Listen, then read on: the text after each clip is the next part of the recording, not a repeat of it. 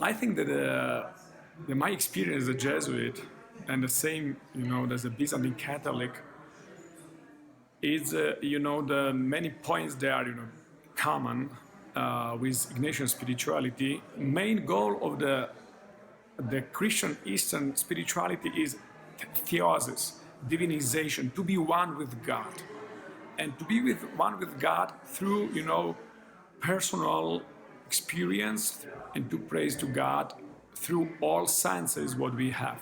To praise the God. Liturgy is something what is inviting us to change us. We are not here to change liturgy. And our liturgy is very similar to the Orthodox liturgy, but we're Catholic. Right. Their spiritual traditions would be very similar to, if you're familiar with the Greek Orthodox or Russian Orthodox or Serbian Orthodox in the United States.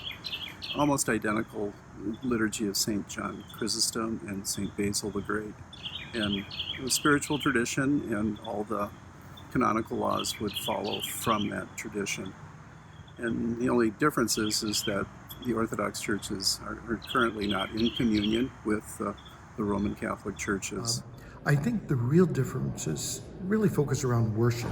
When someone walks into a Byzantine church and expects to hear, an organ, and then they hear voices as the instrument, and actually the beautiful ornateness of a Byzantine church compared to many Roman churches. I know that people walk into this magnificent church and they look at it and they're just astounded, and probably spend the first half of the liturgy just staring at the icons and trying to figure everything out. I think the sense of mystery in the East is something that befuddles some Romans, especially after the Second Vatican Council. If you looked at a Roman liturgy prior to Vatican II, you would have seen many more similarities with the Eastern Church. But after Vatican II, the focus was on worship in a sense of community, of people being together. So that contact with the people in a Roman liturgy, a Mass, is very important, where the focus of the Eastern Church is very much directly upon our worship and our prayers offered to the Trinity. Explain the significance of the iconostas, the icon screen, which is magnificent in this church.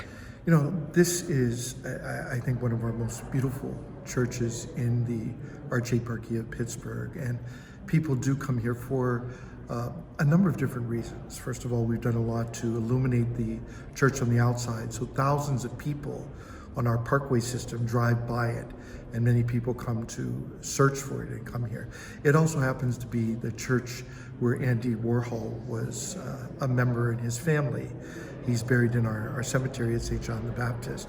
So just last week, for example, I trained about 20 docents from the Warhol Museum because they're opening an exhibit at the end of October called Revelation, and it's the religious work of Andy Warhol. But what they needed to understand, well, what is the tradition in which the Warhol family grew up? What did this mean? How did it influence his thought, his art?